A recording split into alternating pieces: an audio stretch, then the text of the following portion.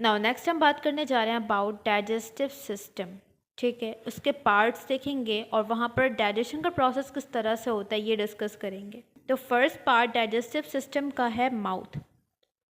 Mouth क्या है? Anterior opening of alimentary canal. Alimentary canal की जो एंटीरियर ओपनिंग है, जो फर्स्ट ओपनिंग है, उसे हम कहते हैं माउथ।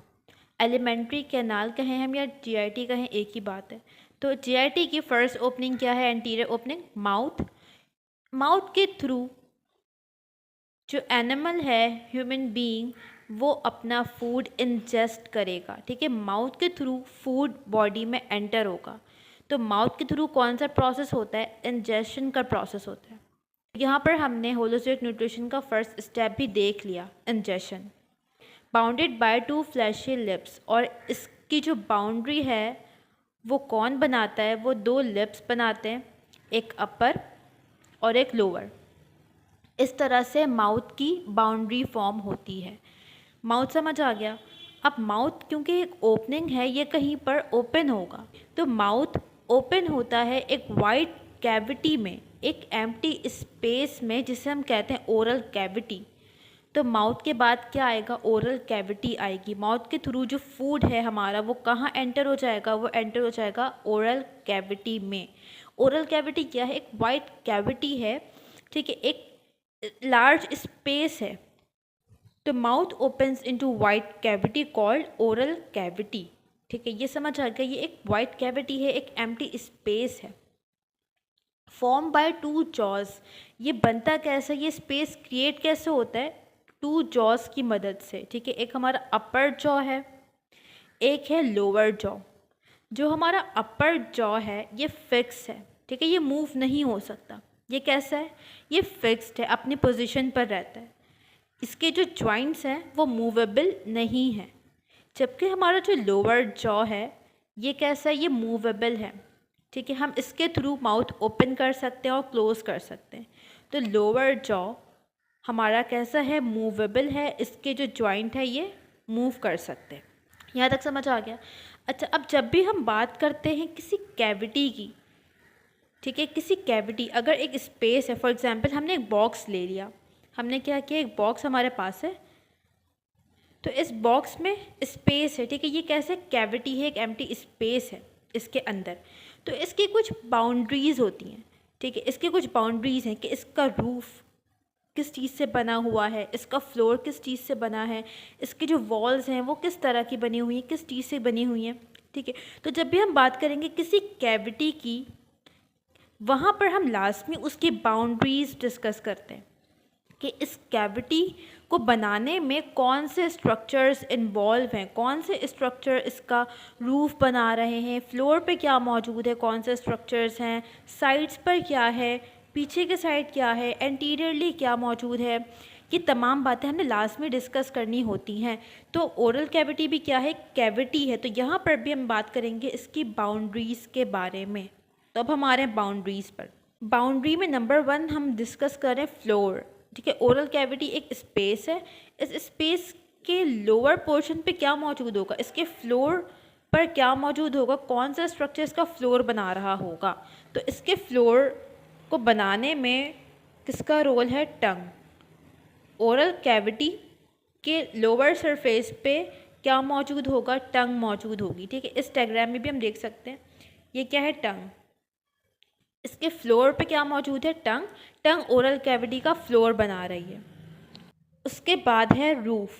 फ्लोर बन गया। अगर हम एक बॉक्स बना लें इस तरह से, तो ये इसका फ्लोर हो गया। ठीक है, ये वाला क्या हो गया? फ्लोर हो गया। फ्लोर किसने फॉर्म कर लिया है? टंग। यहाँ पर टंग मौजूद होगी। ठीक है, अब रूफ पर बात करने जा रहे हैं कि इसका जो अपर पार्ट है, अपर सरफेस, ये किससे मिलके बना है, कौन से स्ट्रक्चर्स इन्वॉल्व हैं।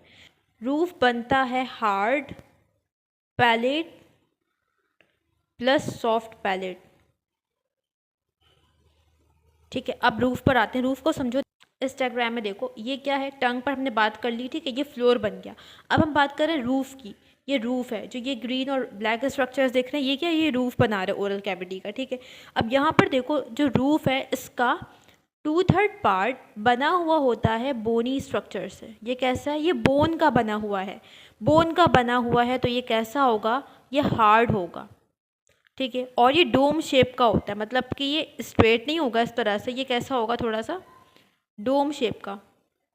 तो हमारे पैलेट का 2/3 पार्ट बना है बोन से और ये हार्ड है, तो इसे हम कहते हैं हार्ड पैलेट। ये कैसा है? ये हार्ड पैलेट है। तो यहाँ पर जो ब्लैक वाला पार्ट है ये किसको शो कर रहा है? ये हार्ड पैलेट को शो कर रहा है। और अगर हम इससे पीछे की तरफ जाएंगे पोस्टीरियरली, तो यहाँ पर जो ग्रीन कलर का स्ट्रक्चर है ये भी पैलेट है और ये भी रूफ फॉर्म कर रहा है। डिफरेंस क्या है कि ये बोन का बना हुआ नहीं है, ये सॉफ्ट इन नेचर है, ठीक है। तो इसे हम कहते हैं सॉफ्ट पैलेट।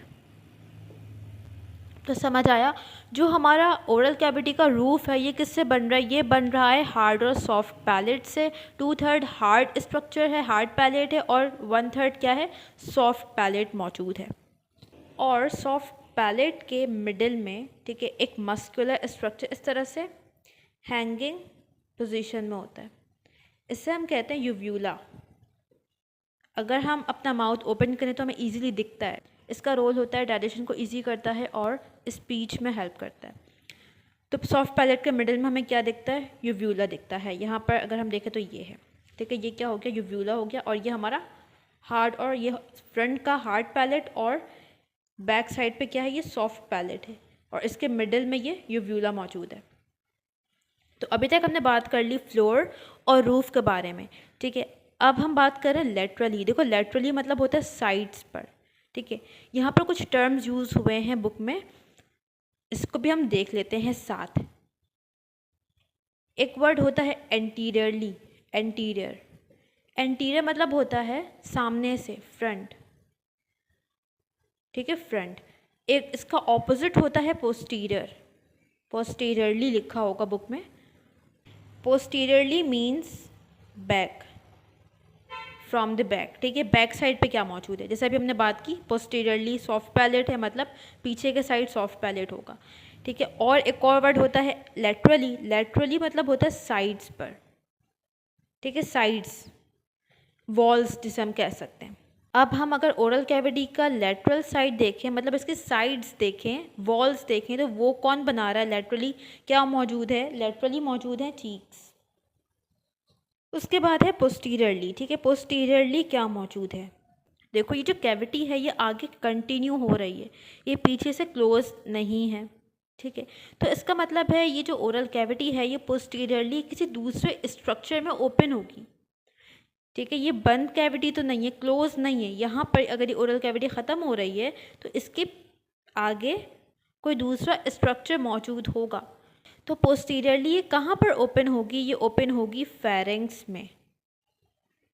फेरेंक्स, फेरेंक्स पे भी हमने आगे बात करनी है, बस इतना भी समझ लो कि फेरेंक्स क्या है। फेरेंक्स एक ट्यूब की तरह का स्ट्रक्चर है। फेरेंक्स इस तरह का एक ट्यूबुलर स्ट्रक्चर है, ठीक है। ओरल कैविटी से जो भी फूड आता है ये इस फेरेंक्स के थ्रू होता हुआ आगे पास होगा इन ईसोफेगस। एक और पॉइंट याद रखो कि फेरेंक्स एक कॉमन पाथवे है किसके दरमियान? फूड और एयर। हम ओरल कैविटी से जो फूड ले रहे हैं वो इस फेरेंक्स से पास होगा, ठीक है। इसके अलावा हम जो एयर इनहेल कर रहे हैं, अगर हम रेस्पिरेशन का प्रोसेस देखें तो एयर जो हम इनहेल कर रहे हैं अपनी नेज़ल कैविटी के थ्रू, ठीक है। नोज़ के थ्रू एयर नेज़ल कैविटी में जाती है, उसके बाद एयर कहाँ जाती है? फेरेंक्स में जाती है। तो फेरेंक्स एक कॉमन पाथवे है, यहाँ से फूड भी पास होता है और यहाँ से एयर भी पास होती है। इस डायग्राम में अगर हम देखें तो यहाँ तक हमारी ओरल कैविटी है, ठीक है, और ये ऊपर नोज़ का पार्ट है, नेज़ल कैविटी।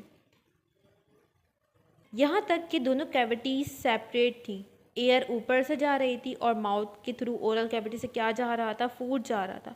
लेकिन आगे जाके ये जो सेपरेशन है ये ख़त्म हो जाती है।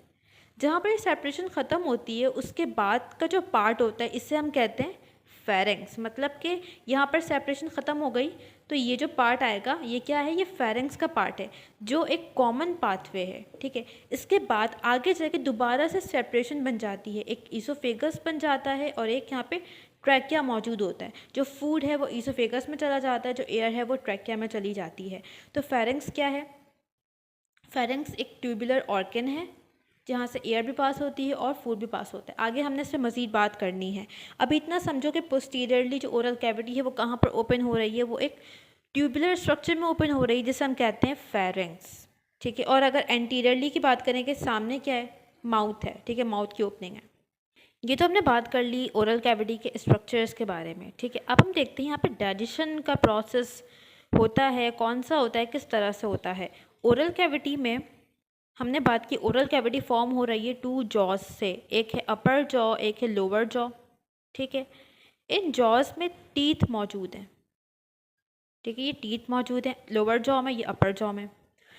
ये टीथ जब हम फूड इंजेस्ट करते हैं तो टीथ की हेल्प से ये फूड ग्राइंड होता है, लार्ज फूड कन्वर्ट होता है स्मॉल पीसेस में, ठीक है। और इस तरह से जो डाइजेशन होती है इसे हम कहते हैं मैकेनिकल डाइजेशन।